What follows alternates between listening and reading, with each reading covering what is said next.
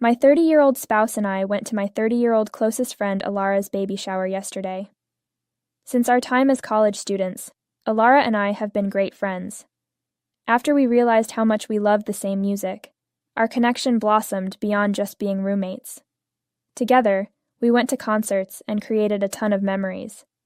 We were almost best friends by the time we were in our senior year of college, spending summers at each other's houses whenever we could. We each pursued distinct job routes after finishing our educations.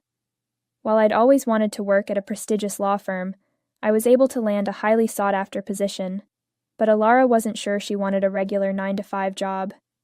She made the decision to look into making money on social media. Even though we had wildly divergent schedules, we always made time on the weekends to spend time together.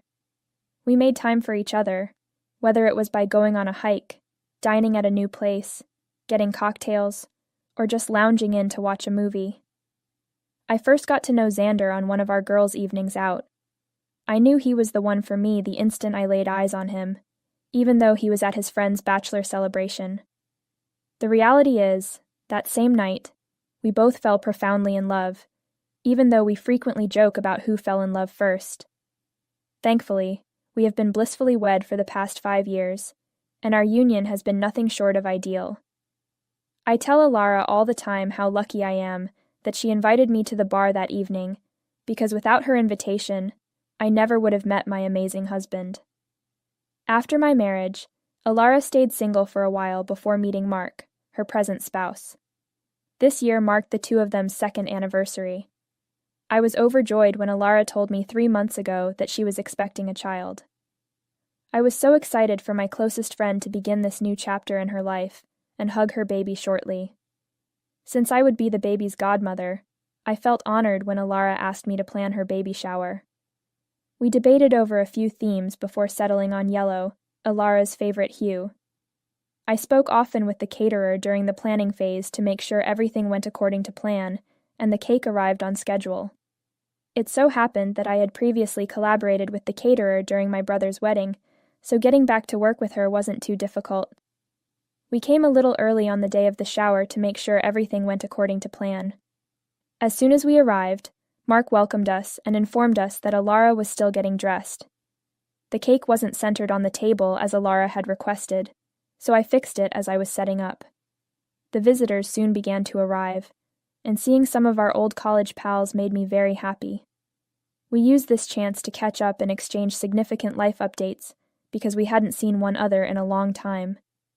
Alara, dressed in a bright yellow outfit that went with the theme of the baby shower, grinned broadly as everyone around her gave her congrats.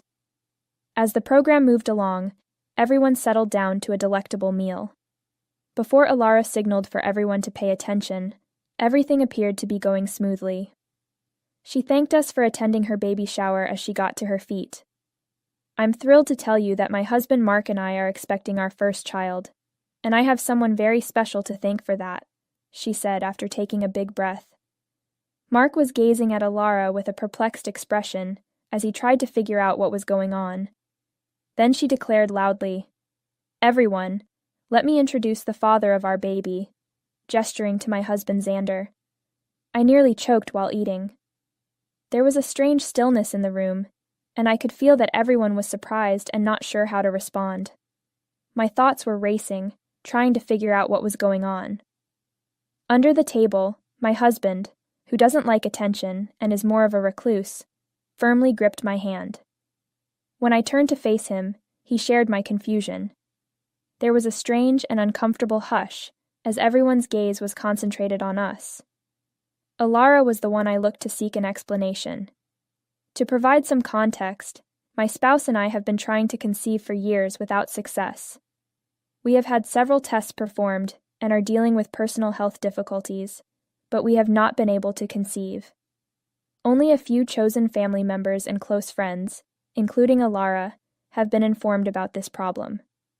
My spouse and I eventually came to terms with the possibility that we might not be able to conceive.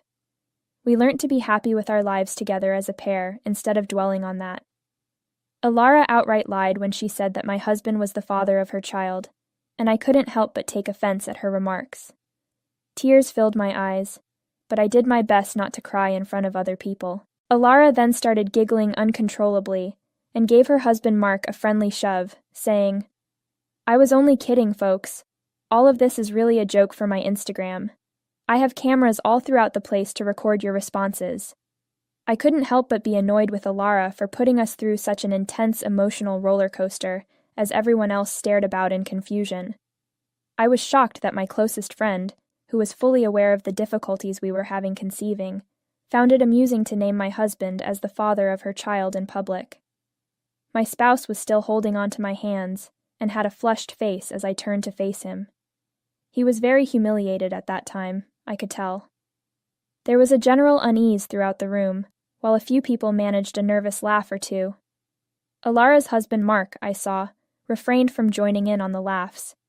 He looked at my husband apologetically, more annoyed than amused. My spouse and Mark had grown close over the years, and I believe he was sorry for us at the time. I didn't want to spoil Alara's baby shower by confronting her at that time. I made a concerted effort to ignore the uneasiness that had crept in as she carried on with the baby shower activities. We played a couple games after lunch and eventually opened all the gifts. Alara was the only one who appeared to be having fun conversing with other visitors and taking photos for her social media during the entire event. After the catastrophic meal, my husband had already told me in private that he wanted to go, but I pleaded with him to stay. I told him that I would discuss this with Alara since I didn't want the visitors to see us leave abruptly. Mark abruptly got up and stood with a severe expression, so I think he was also uncomfortable with the party anymore. I sensed that something was going to happen when he asked Alara if they could go outdoors for a little while. The conversation was audible and visible to all of us, and it was evident that Alara's practical joke had caused unease in the room. I observed as their exchange heated up, and Mark's movements got progressively more agitated. Mark spoke up abruptly, his words resonating across the room. "I find it unbelievable that you would take such action. It's not simply a harmless joke. They are our best buddies. You also embarrassed me in front of everyone by making fun of our baby shower." Mark wasn't having any of it, when Alara continued saying that she believed it was just a harmless joke. Reiterating his earlier message, Mark told Alara to quit being such a baby and grow up, especially as they were celebrating the birth of their kid. The silence in the room had gotten uncomfortable, and we could all plainly hear what they were saying. My spouse told me he would wait for me in the vehicle and got up because he could stand it no longer. I couldn't blame my husband for leaving, even though I knew how devastated he was, and though my heart broke for my buddy. Mark must have seen how devastated my husband was when he saw him go away. He turned to face Alara, declaring, "I'm done.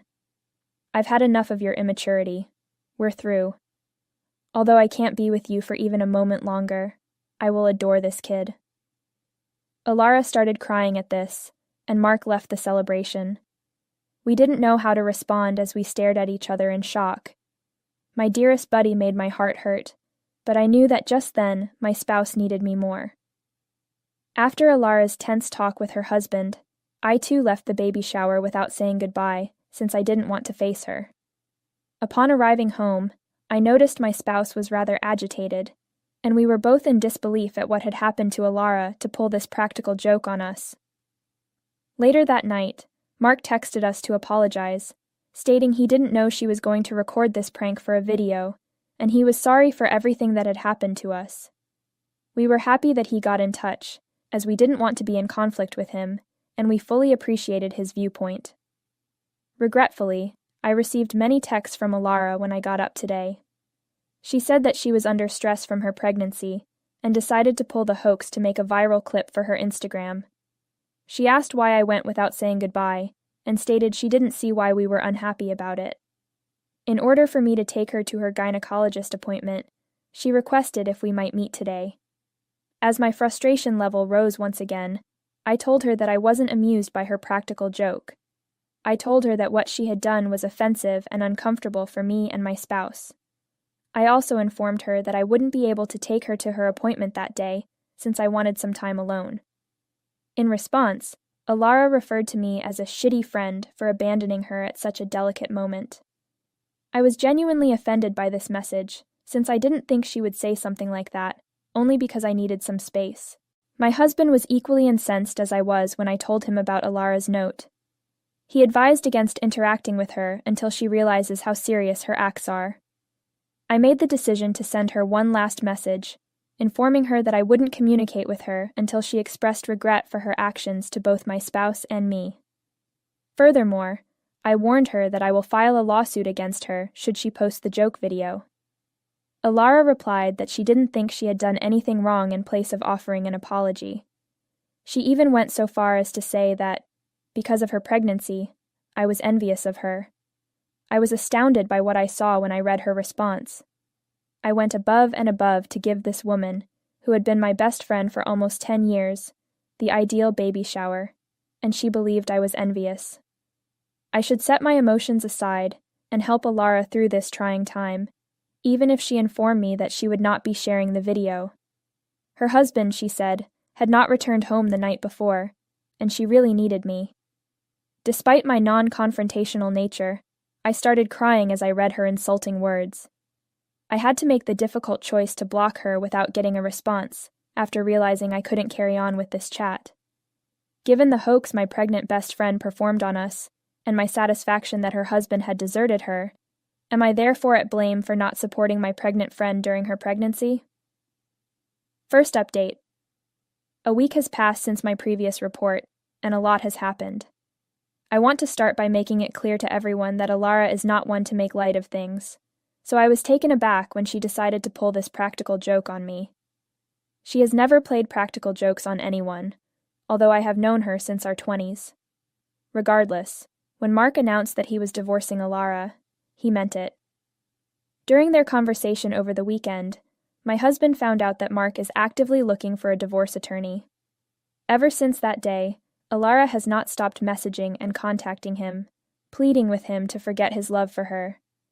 She has tried to get in touch with Mark, but he hasn't replied. She even went so far as to accuse him, quite unexpectedly, of having an affair with me. His sadness stems from the fact that she is gradually changing into someone he no longer recognizes, which is the reason their marriage is ending.